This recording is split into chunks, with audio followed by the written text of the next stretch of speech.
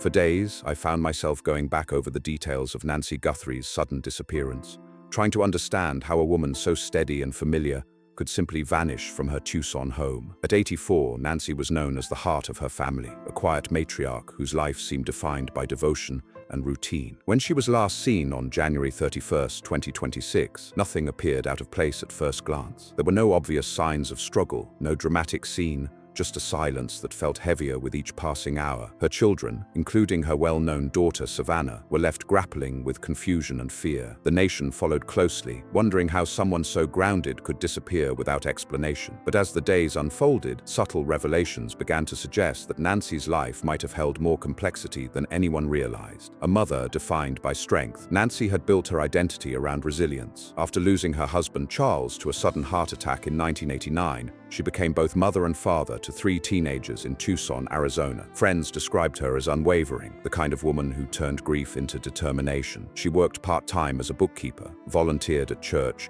and created a home that felt safe and steady. Savannah often credited her mother's example for shaping her own work ethic and calm presence in the spotlight. To the outside world, Nancy represented grace under pressure, a widow who honored her late husband by focusing entirely on her children. She rarely spoke about her own loneliness if she felt it. Instead, she carried on with quiet discipline, becoming the emotional anchor of her family. No one imagined she might be holding back entire chapters of herself. The envelope that changed everything. 5 days after Nancy vanished, an unexpected envelope arrived at Savannah's New York residence. Inside was a faded photograph taken decades earlier in Santa Fe, New Mexico. It showed a younger Nancy standing beside a man her children did not recognize. On the back, in unfamiliar handwriting, were simple words asking about someone named Elena. The message unsettled the siblings immediately. During a late-night video call, they studied the image together, searching for clues in their mother's smile. The photo was dated 1992, 3 years after their father's passing. That detail alone stirred questions. Why had Nancy never mentioned this man? Who was Elena? What initially felt like a missing person mystery began shifting into something more layered. The photograph didn't accuse or explain. It simply hinted that Nancy's life may have contained parts her children had never seen. A chance encounter in Santa Fe. The investigation led to Santa Fe, where records revealed Nancy had formed a long-standing friendship with a local gallery owner named Victor Ramirez. Their connection reportedly began in 1991 during a church retreat Nancy attended while still navigating her grief. Victor, himself widowed, shared a love of art and storytelling. What started as companionship slowly deepened into something meaningful. For Nancy, Santa Fe offered a contrast to her structured life in Tucson. The art scene was vibrant, conversations stretched late into the night,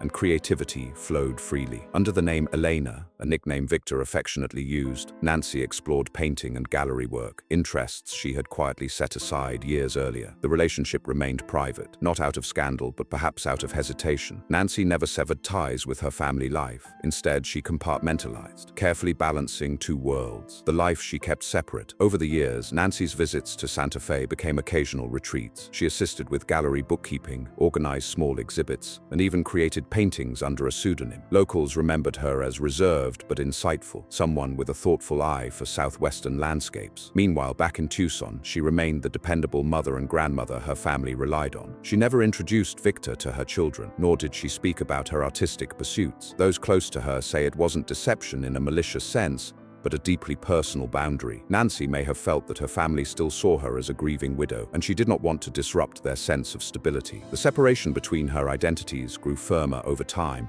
though not necessarily darker. It was a compartment she maintained quietly, perhaps believing it harmed no one. Growing tension and quiet fears. In recent years, Nancy's health had become more fragile. Chronic pain and heart concerns required careful monitoring, and travel grew more taxing. Friends in Santa Fe noticed she seemed increasingly distracted during visits. She reportedly mentioned feeling uneasy back home, describing odd phone calls or moments of discomfort. There is no confirmed evidence of wrongdoing linked to those feelings, but they now stand out in hindsight. Investigators reviewed financial records and travel timelines, searching for patterns that might explain her disappearance. While small transfers between accounts reflected shared gallery expenses, nothing definitively suggested criminal activity. The focus gradually shifted from suspicion toward understanding. Was Nancy worried about something specific, or were her concerns simply the anxieties of an aging woman navigating complex emotions?